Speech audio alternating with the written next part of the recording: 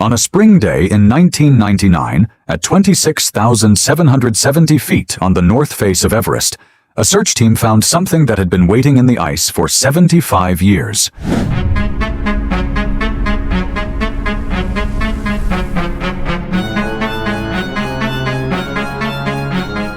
A body, face down, arms stretched wide, frozen mid-grip, as if still clinging to the mountain that killed him. A rope, still tied around his waist, snapped clean. His skin, preserved by decades of sub-zero wind, looked almost alive. His name was George Mallory. He was last seen on June 8, 1924, climbing toward the summit with a 22-year-old kid named Sandy Irvine. They never came back. But here's the thing. Mallory's body answered some questions. It also created a mystery that would haunt the climbing world for another century. Because Irvine? His body was never found. And neither was the Kodak camera he carried, the camera that might hold a photograph proving they reached the top of the world 29 years before anyone else. My name is Leonard. I've spent 65 years on this earth and walked through places most people only read about. And this story, this one, keeps me up at night. Now, drop a comment. Tell me where you're listening from right now. And if this is your first time here, hit that subscribe button. You don't want to miss what happens next.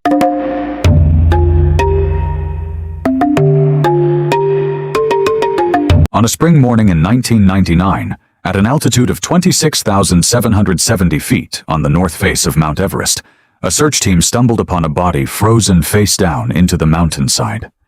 The skin was bleached white by decades of ultraviolet radiation and sub-zero wind. The muscles had hardened into something closer to stone than flesh.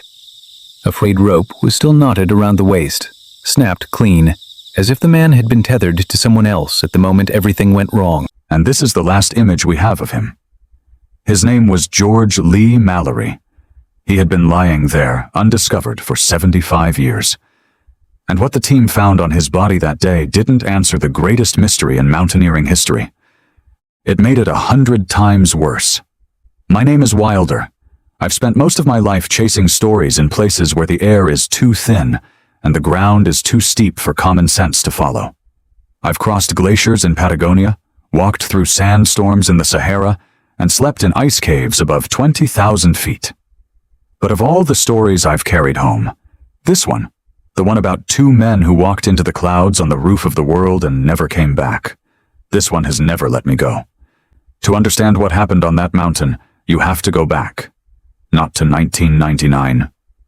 Further, all the way to 1924. England in 1924 was a country still bleeding from the Great War.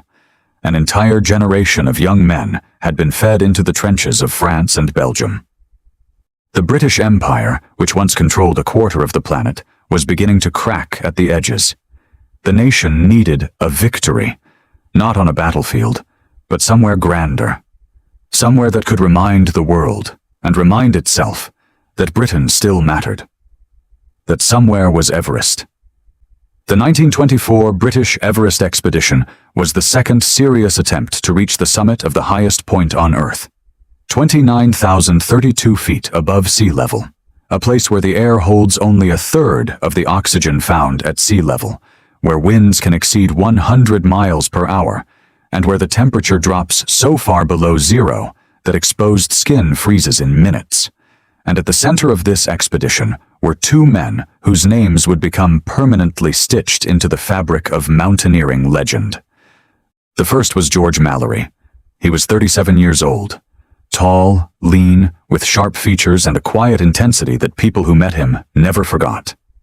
Mallory was not a loud man. He didn't boast. But beneath that composed exterior was a will made of something harder than the granite he climbed. He was a schoolteacher by profession, a husband, a father of three. He had already attempted Everest twice, in 1921 and 1922, and both times the mountain had turned him back. Those failures didn't break him. They consumed him. According to those who knew him, Mallory spoke of Everest the way some men speak of a lover they cannot reach.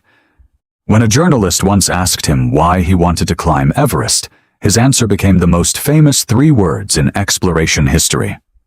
Because it's there.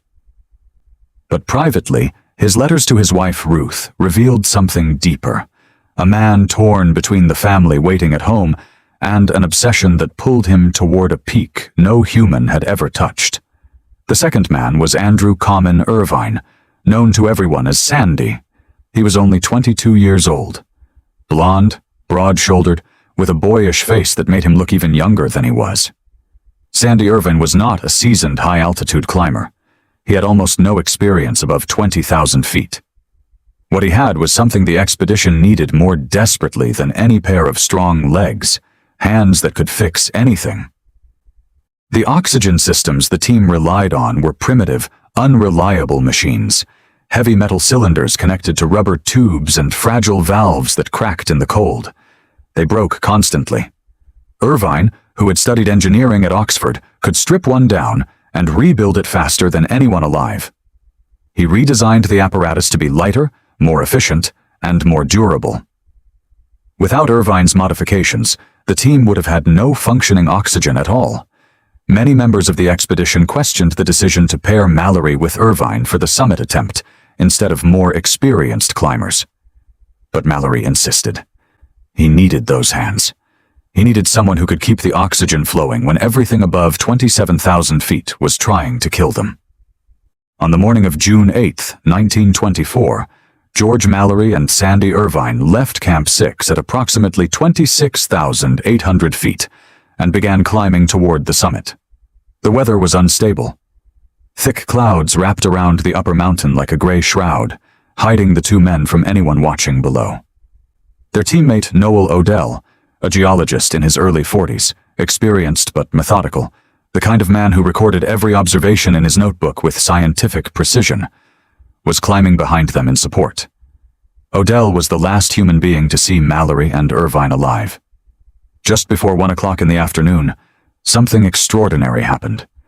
The clouds that had smothered the summit ridge suddenly tore apart. Through that brief window, Odell looked up and saw two tiny figures high on the northeast ridge, moving steadily upward toward one of the great rock steps that guard the final approach to the top. In his written account, Odell described them as going strong for the top. Then the clouds closed, and Mallory and Irvine were never seen again. No signals, no cries for help. Nothing, just wind and snow and silence. Odell climbed higher, searching. He found nothing. He shouted into the storm until his voice gave out. The mountain offered no answer. The question that was born in that moment has haunted the world of exploration for over a century. Did Mallory and Irvine reach the summit before they died?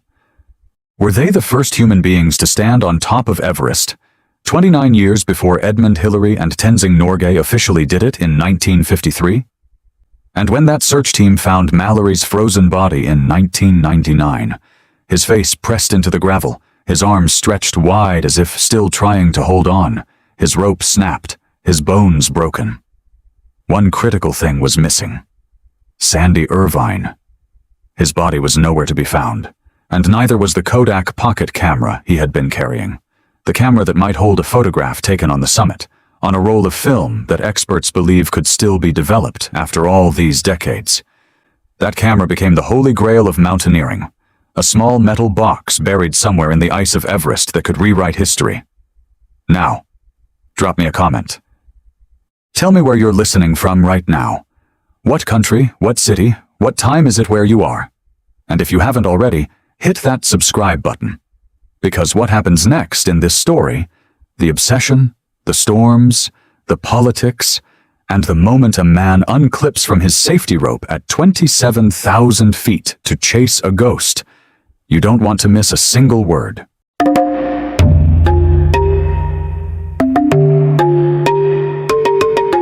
December 2018. The northeastern United States was buried under a bitter cold snap that turned highways into ribbons of black ice and made the sky look like a sheet of old iron. Somewhere on Interstate 84, heading west through Connecticut, a pickup truck pushed through freezing rain toward a small town called Litchfield. Behind the wheel was Mark Sinnott, a man in his early 50s, broad across the shoulders with the kind of weathered, sun-damaged skin that comes from decades spent on rock faces and glacier fields around the world. Sinnott was a professional climber, a longtime contributor to National Geographic, and a man who had dangled off cliffs in Borneo, survived storms in Antarctica, and threaded his way through ice falls that would make most people weep. But Everest? Everest had never interested him. He thought of it as a tourist attraction disguised as a mountain, a place where wealthy amateurs paid $60,000 to stand in line at 28,000 feet like they were waiting for coffee at a drive-thru. He had said so publicly more than once. And he meant it. At least, he meant it until the phone call. Sitting in the passenger seat was Tom Pollard, a filmmaker and old friend of Sinnott's, a wiry man with restless eyes and an obsessive streak that had already pulled him deep into the Mallory Irvine mystery years earlier. Pollard had been the one who called Sinnott a few weeks before and said something that sounded, at first, completely absurd. He said he knew a man who had spent decades trying to pinpoint the exact location of Sandy Irvine's body on Everest. He said this man had GPS coordinates, and he said if they drove 6 hours through a New England winter to meet him, Sinnott would understand why this mattered. Sinnott almost said no. Almost. But something in Pollard's voice, a kind of desperate certainty, made him grab his coat and his car keys instead. The man they were going to see was Tom Holdsall. He lived in a modest house in Litchfield, surrounded by filing cabinets and satellite printouts, and decades of correspondence with mountaineers, historians, and intelligence analysts. Holdsall was in his 70s, thin, bespectacled, with the intense, slightly disheveled look of a man who had been staring at the same problem for so long that the problem had become the architecture of his entire life. He was not a climber. He had never set foot on Everest. He had never even been to base camp. What Holdsall was, what he had been for over 40 years, was a researcher, an analyst, a man who sat at a desk and pulled threads that no one else could see. Holdsall had studied every photograph taken during the 1924 expedition. He had cross-referenced witness accounts, analyzed the geometry of the Northeast Ridge using topographic software, and spent years poring over satellite imagery looking for anomalies in the snow and rock at extreme altitude. And from all of this, from decades of obsessive, meticulous work, he had arrived at a single set of GPS coordinates. A point on the north face of Everest, where he believed, with considerable confidence, that the body of Sandy Irvine had been lying since 1924.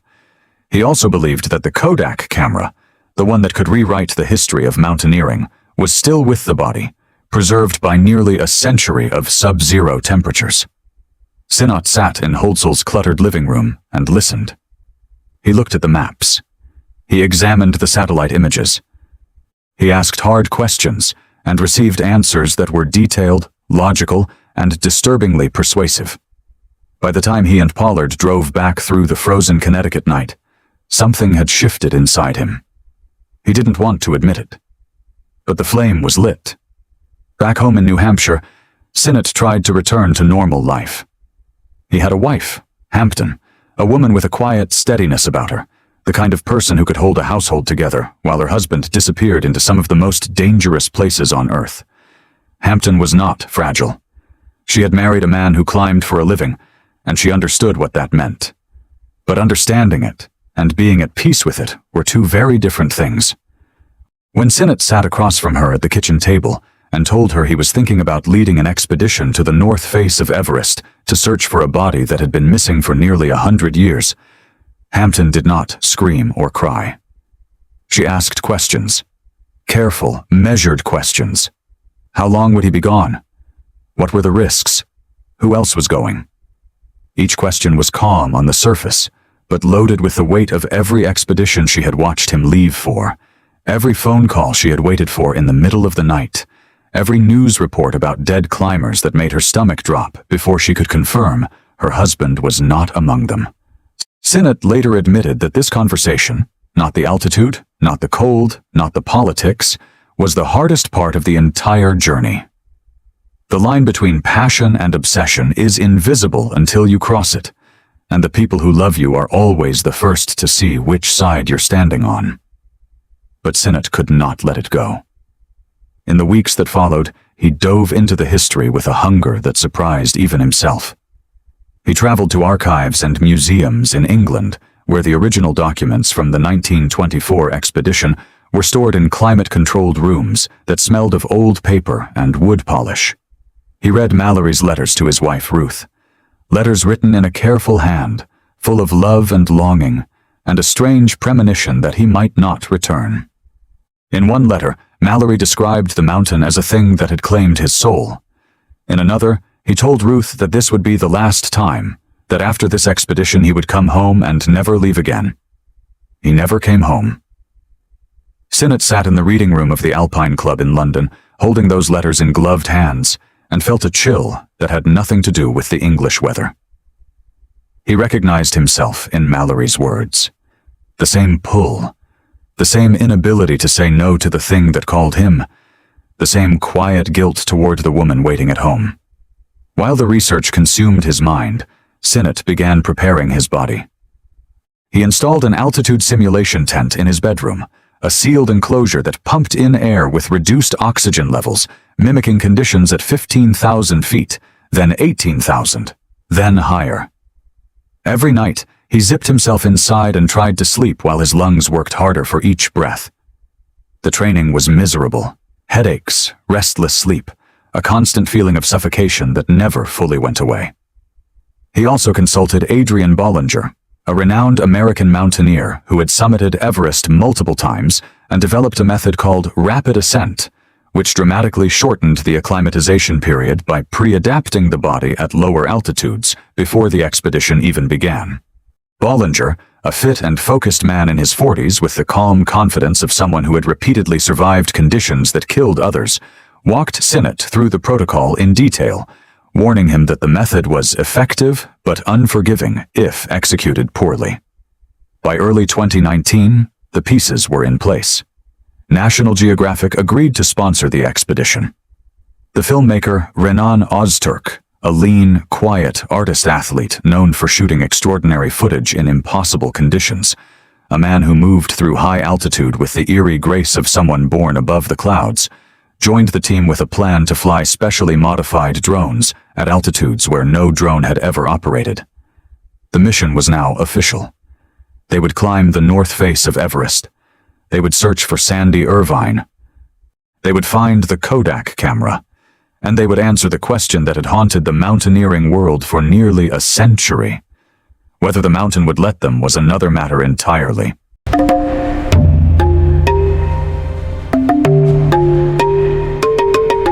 The road from Kathmandu to the north face of Everest doesn't take you up. It takes you sideways, and then it takes you back in time. In the early spring of 2019, Mark Sinnott and his team loaded their gear into a convoy of land cruisers and left Nepal's capital, a chaotic, exhaust-choked city crammed into a valley where motorcycle horns and temple bells compete for airspace, and drove north toward the Chinese border. The transition was not gradual.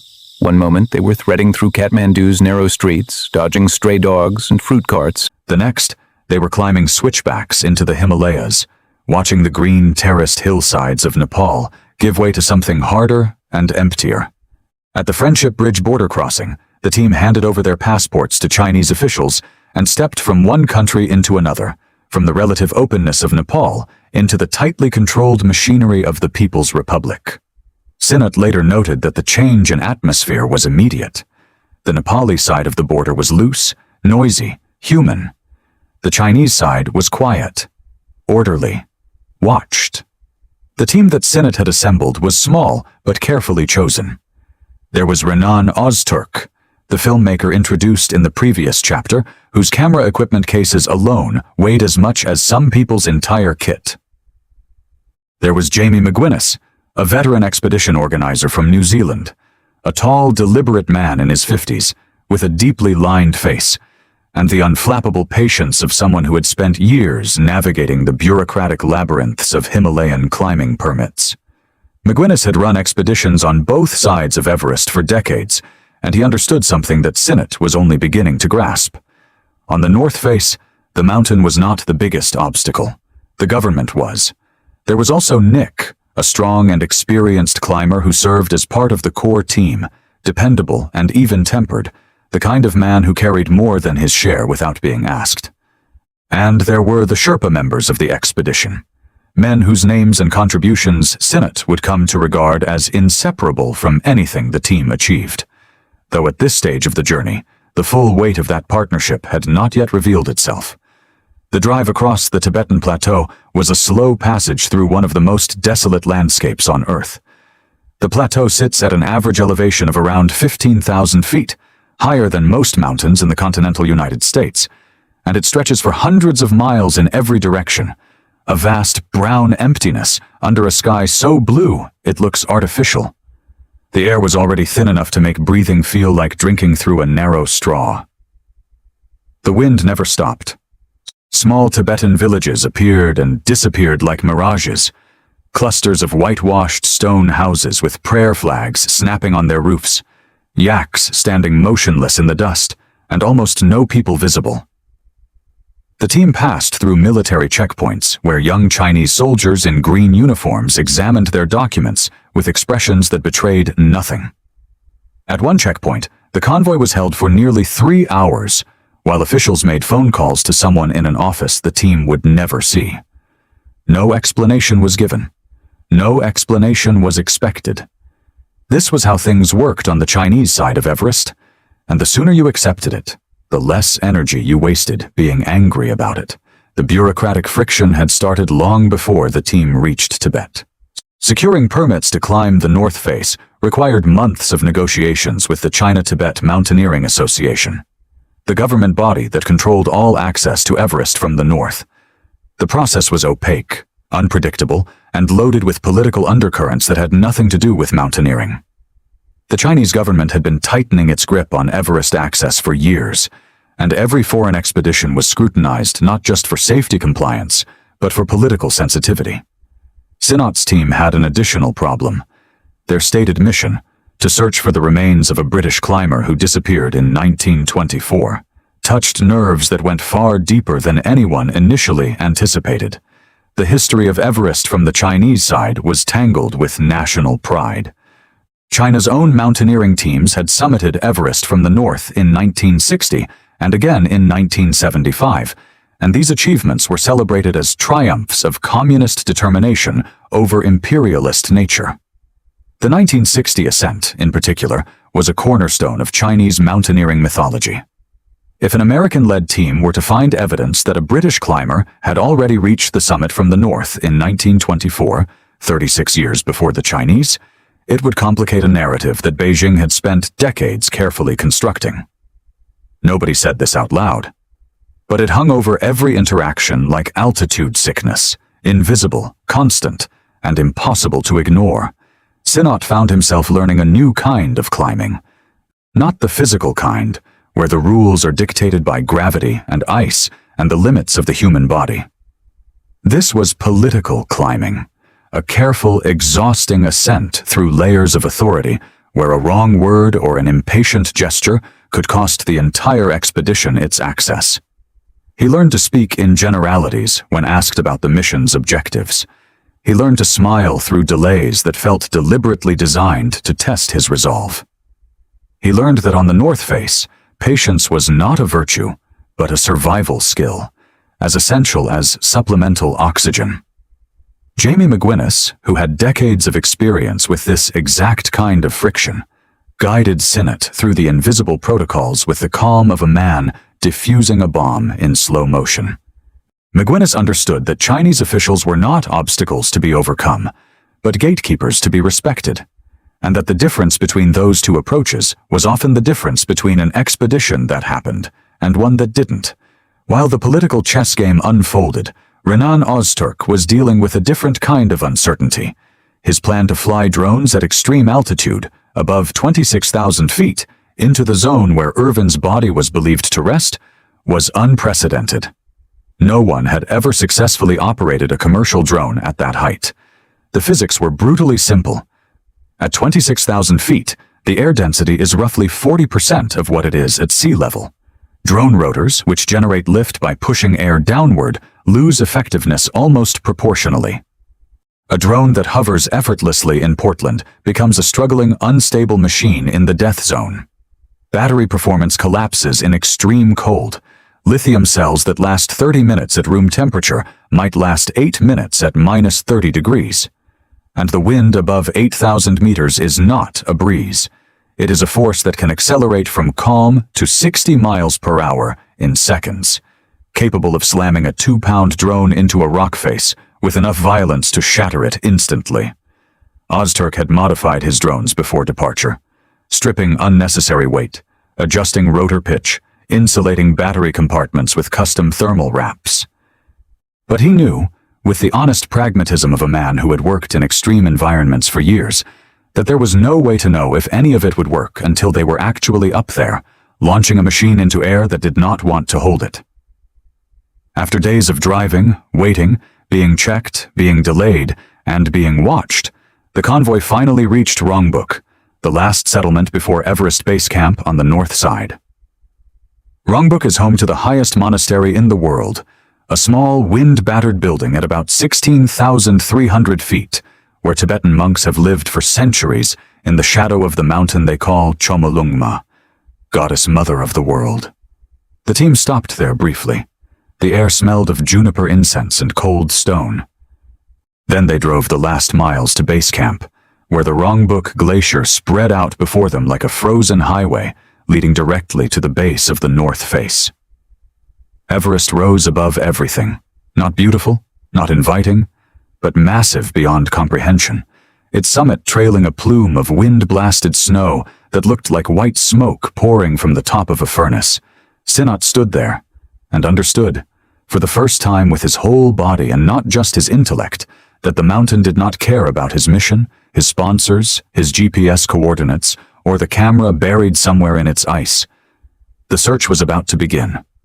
But the shadow of politics would follow them up every meter of altitude, as persistent and cold as the wind itself.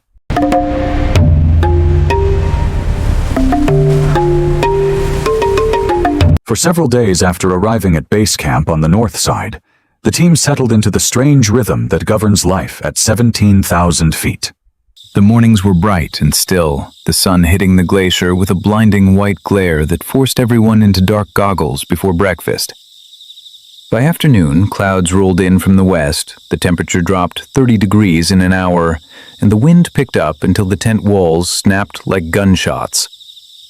Then night came, black, silent, and so cold that water bottles left outside turned to solid ice by midnight. Sinat and his team used these early days to establish the chain of intermediate camps that would carry them up the mountain. Camp 1, at the head of the East Rongbuk Glacier. Camp 2 on the broad snow shelf of the North Col at roughly 23,000 feet, and the higher camps above that, each one smaller and more exposed than the last.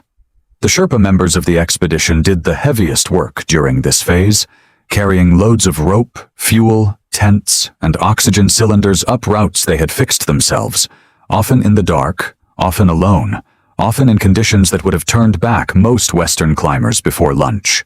It was during these rotations that Sinat began to truly understand who the Sherpa were, not as a category, not as a service, but as individuals. There was Lakpa, a compact, powerfully built man in his late 30s, with a round face, a quick smile, and a quiet authority that the other Sherpa deferred to without question. Lakpa had summited Everest 4 times. He moved at altitude the way most people move at sea level, steadily, efficiently, without apparent effort.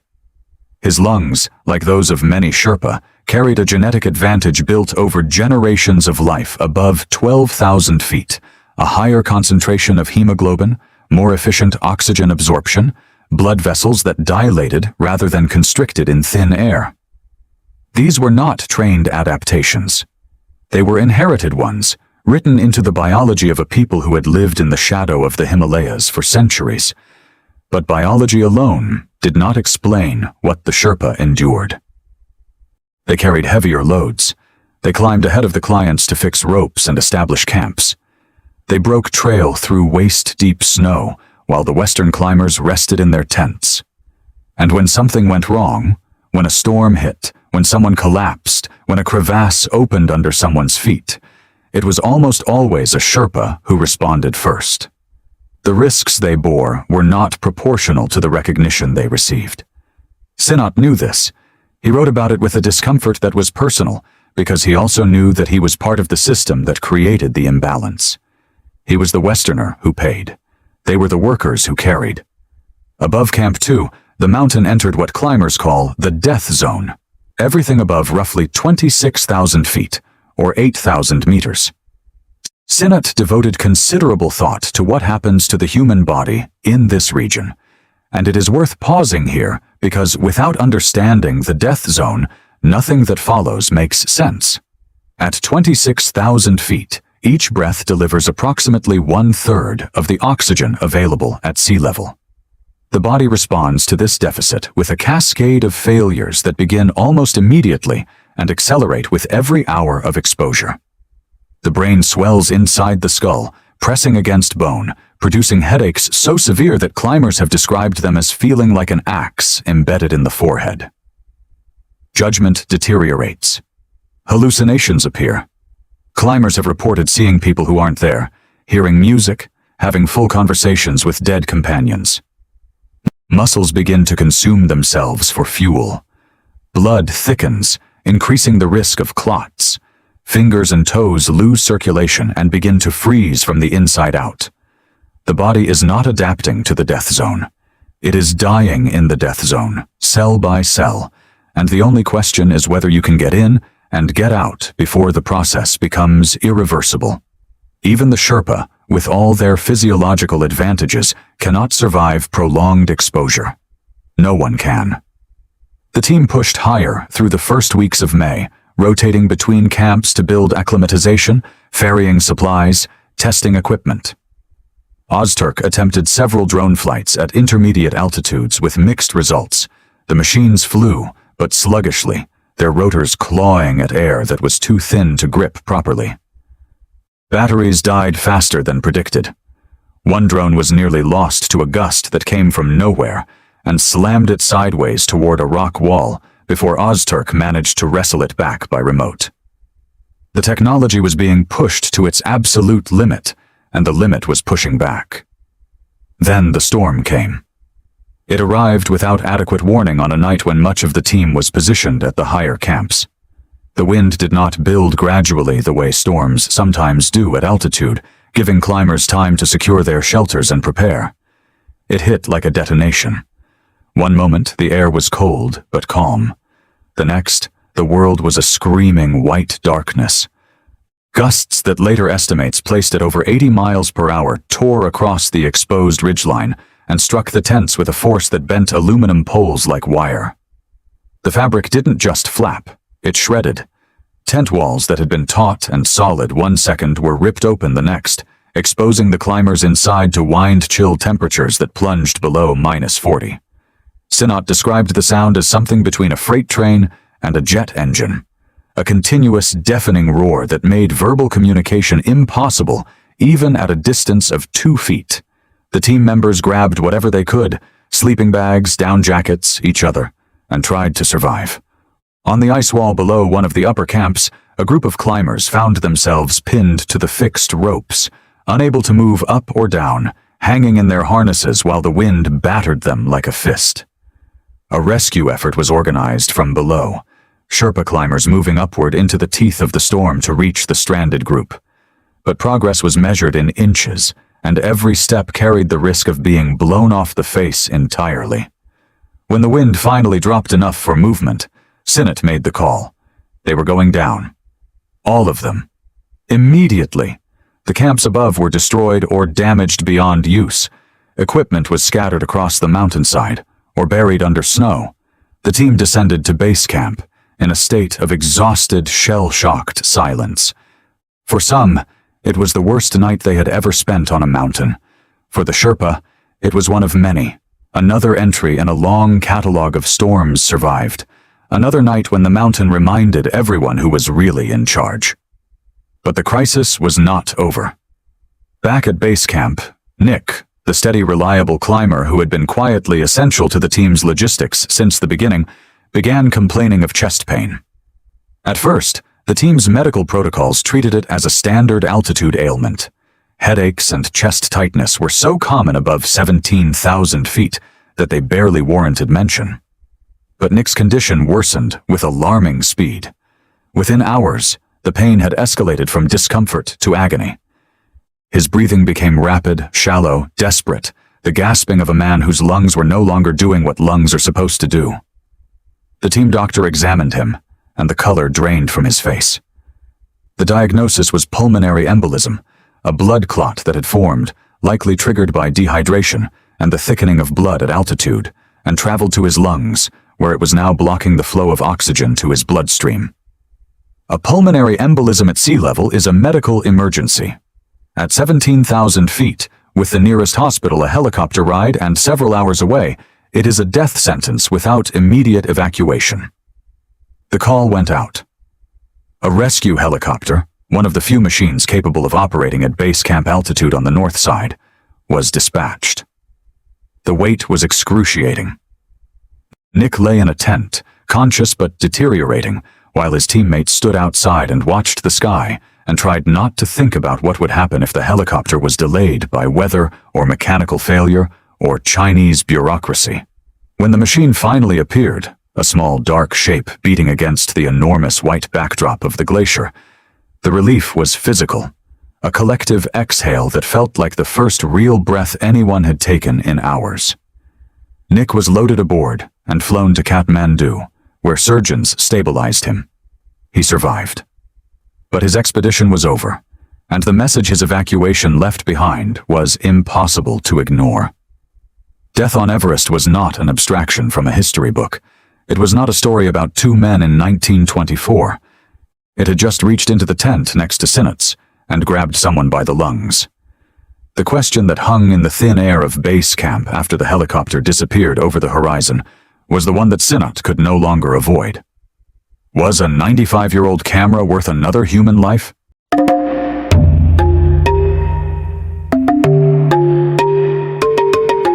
While Sinnott's team was regrouping at base camp after the storm and Nick's evacuation, the rest of the mountain was hurtling toward a catastrophe that would make international headlines and turn a single photograph into the most damning image in the history of mountaineering.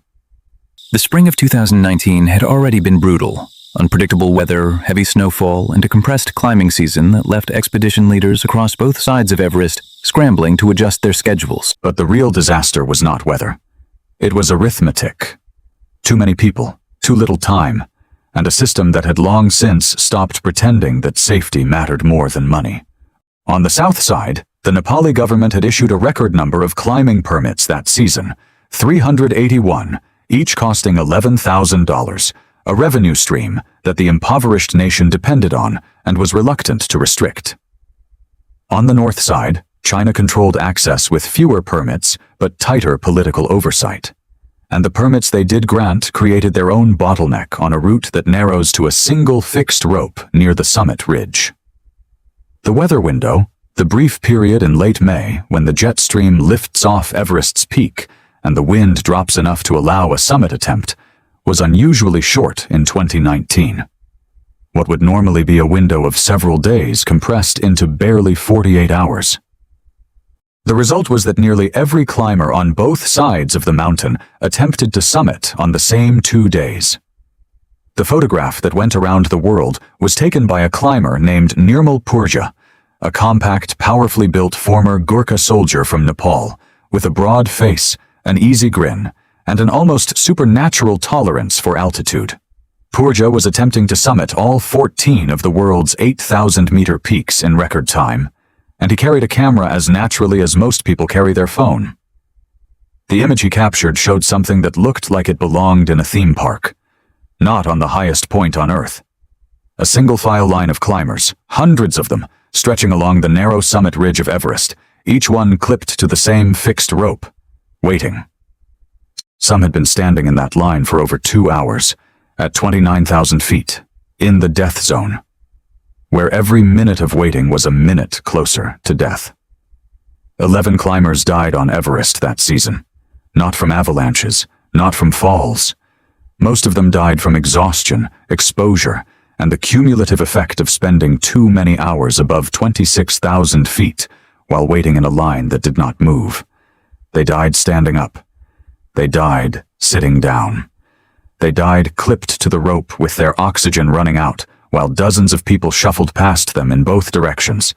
Some heading up, some heading down, all of them too depleted, too hypoxic, and too focused on their own survival to stop. Sinat, observing from the north side, watched the chaos unfold with a horror that was both immediate and historical. He thought about David Sharp, a British climber who had died on Everest in 2006, sitting in a small alcove known as Green Boots Cave at roughly 27,800 feet. Sharp had been alive when climbers began passing him in the early morning. He was recognizably in distress, slumped, unresponsive, slowly freezing. Over the next several hours, an estimated 40 climbers walked past him on their way to the summit. None of them stopped. By the time anyone attempted a rescue, it was too late. Sharp died where he sat, and his body remained on the mountain for years, visible to every climber who passed through that section of the route. The moral outrage that followed Sharp's death was enormous, but it changed nothing fundamental about the system. And now, 13 years later, Sinat was watching the same system produce the same results on an even larger scale. Among the stories that filtered back to base camp during those terrible days, one stood out for its raw improbability.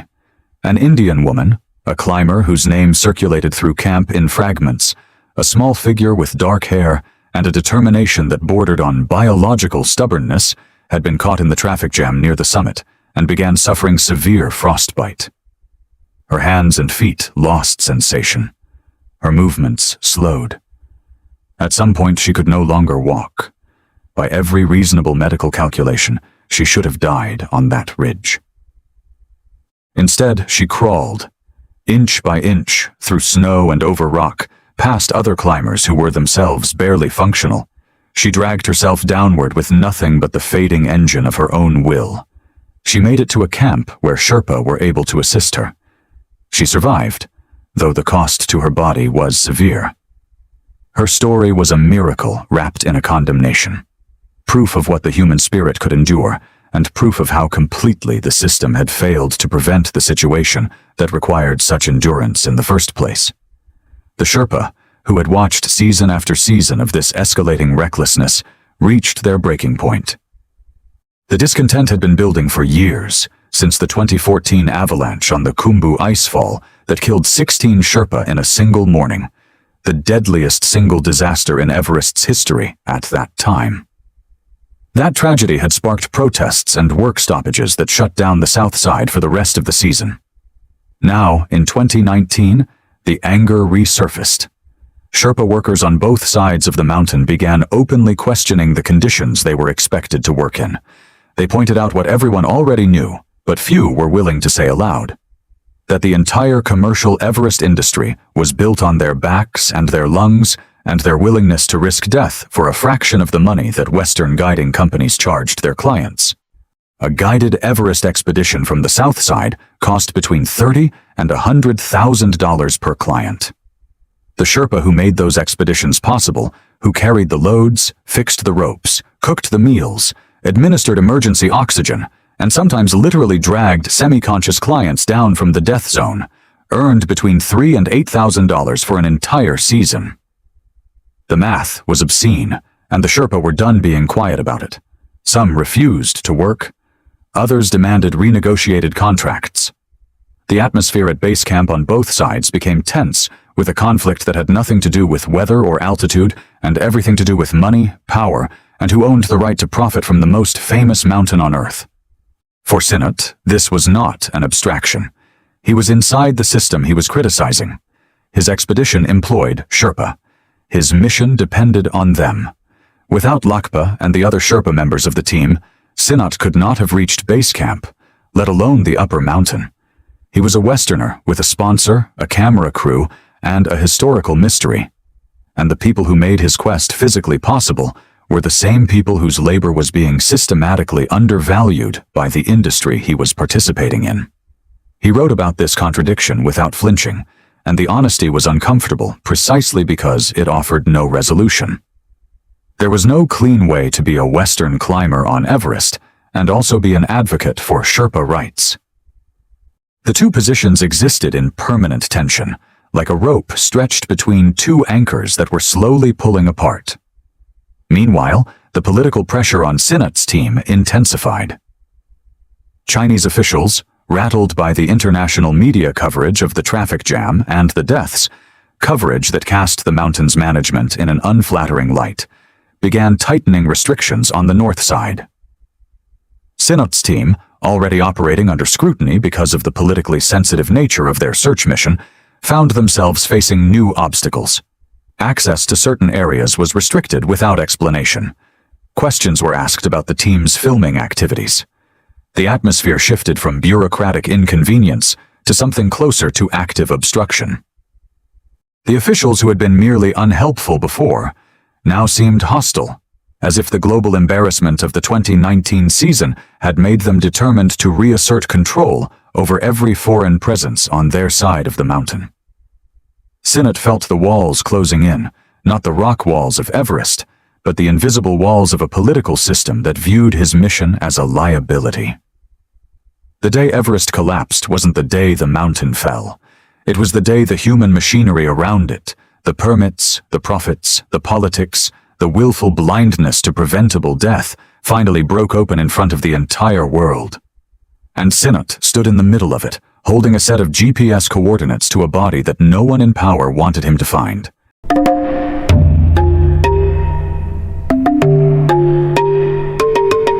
After the deaths, the political hostility, and the global humiliation of the 2019 season, most teams on the north side of Everest were finished. Equipment had been destroyed. Morale was shattered. Chinese officials were making it clear, through silence and obstruction and the particular brand of bureaucratic coldness that needs no translation, that foreign expeditions were no longer welcome to linger. Sinat's team had every reason to pack up and go home. They had survived a storm that crushed their camps. They had evacuated a teammate with a blood clot in his lungs. They had watched 11 people die on a mountain that was supposed to be a dream fulfilled.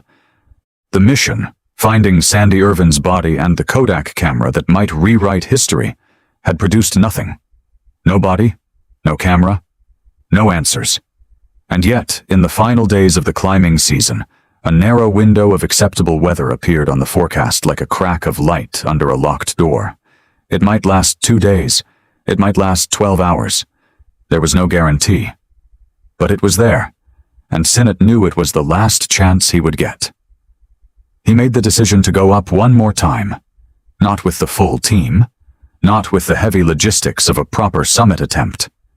This would be a stripped-down, fast push to the northeast ridge, the area where Holzel's GPS coordinates pointed, the zone where Irvine was most likely to have fallen in 1924. Sinat would climb with minimal support, move quickly, search the area, and get out before the weather closed again, or the Chinese authorities shut the mountain down entirely. It was not a safe plan. It was barely a plan at all.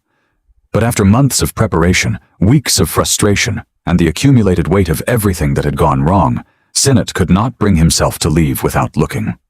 The climb to the search zone took him up the northeast ridge, the same route that Mallory and Irvin had followed 95 years earlier on their final morning. At this altitude, above 27,000 feet, the world narrows to a tunnel. The field of vision shrinks. Sound becomes muffled, as though heard through water. Every step requires a conscious decision. Lift the foot, place it forward, shift the weight, breathe, repeat, because the body has stopped automating movement. The brain, starved of oxygen, struggles to process information that would be effortless at sea level. Sinat moved along the ridge with the slow deliberation of a man walking on a tightrope over an abyss, which, in a sense, he was.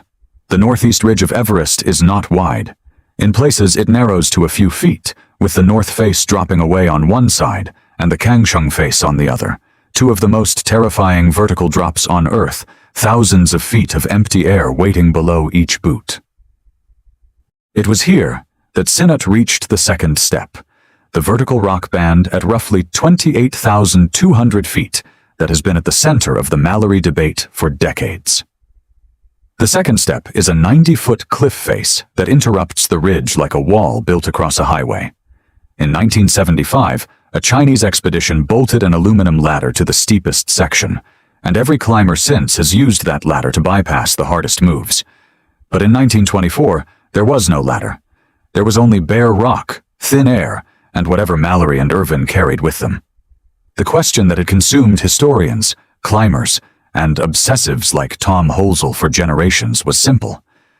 Could Mallory have free-climbed the second step with 1924 equipment? If yes, the summit was within reach. If no, he almost certainly turned back, or died trying.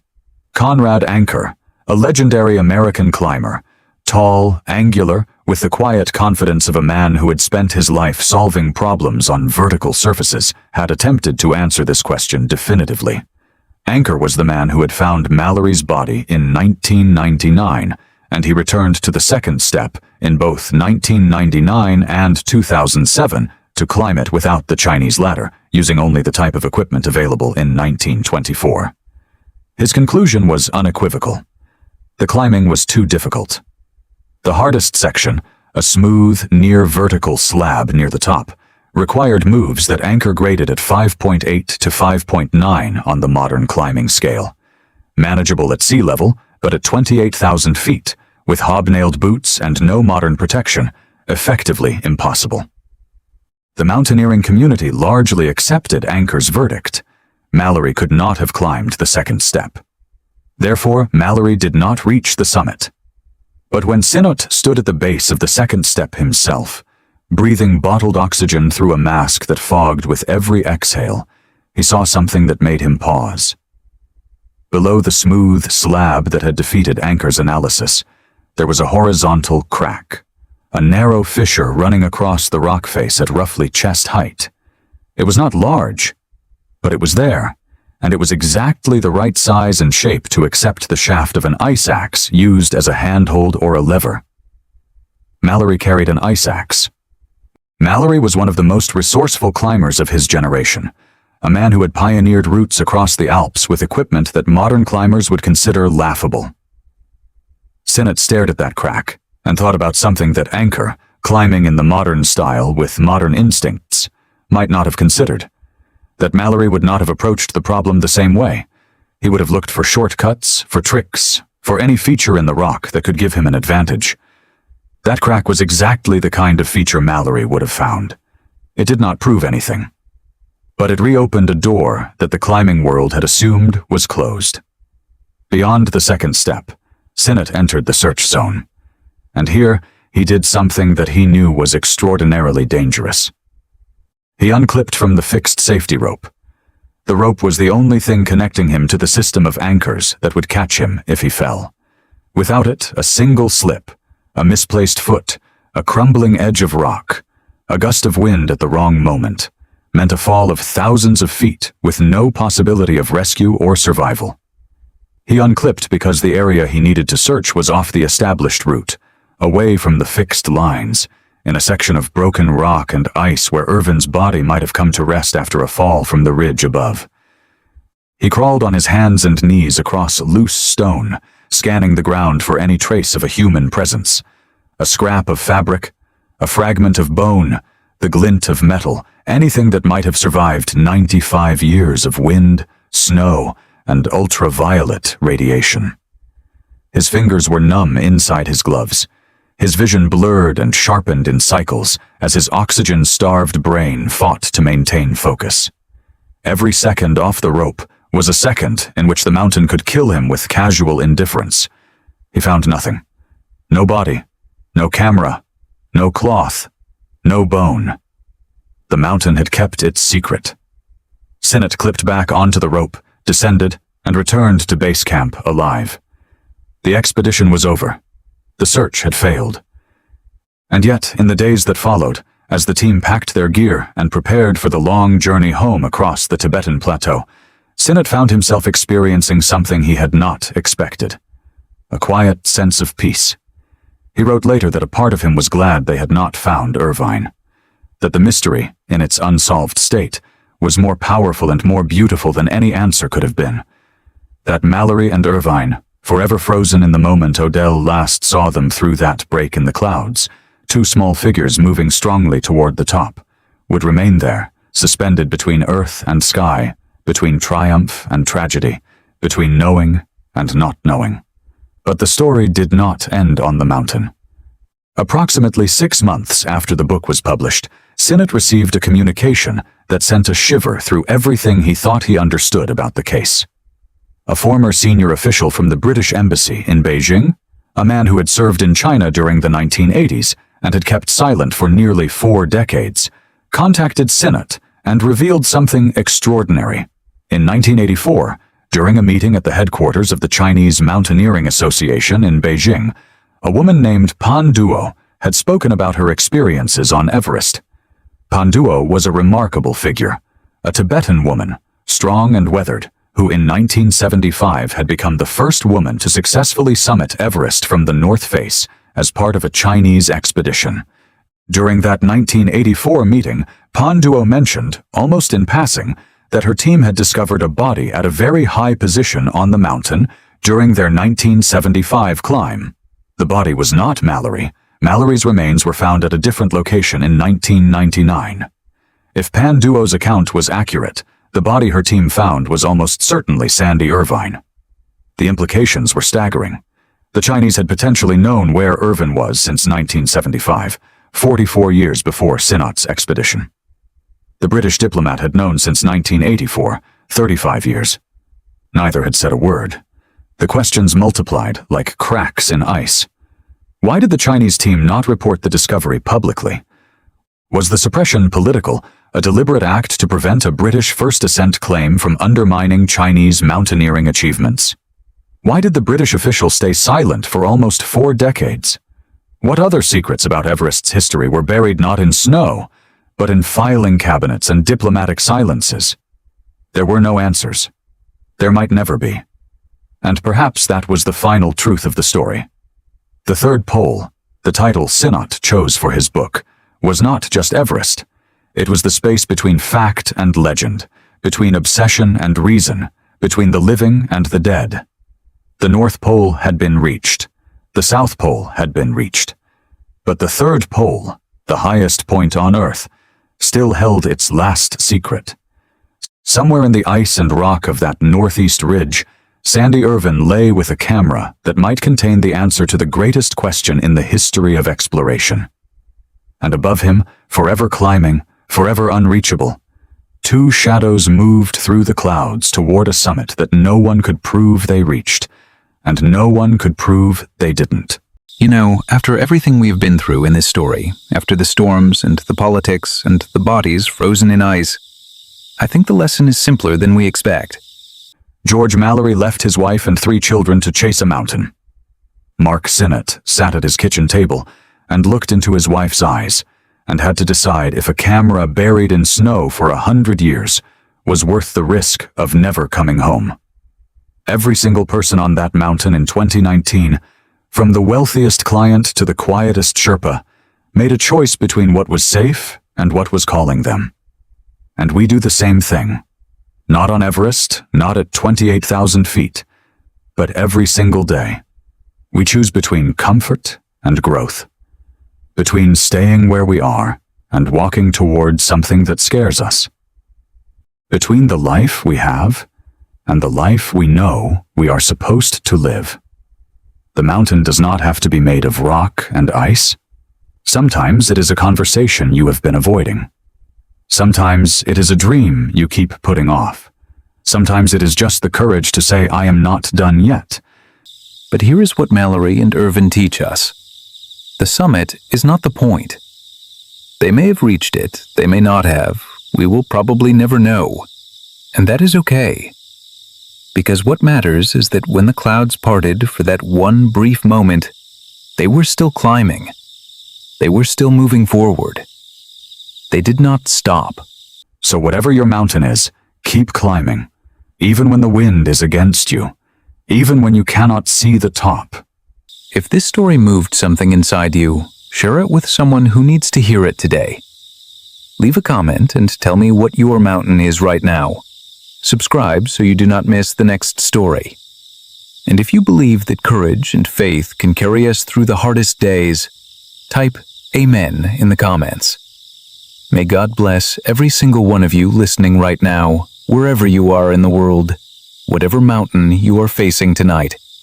You are not alone on that ridge. Keep going.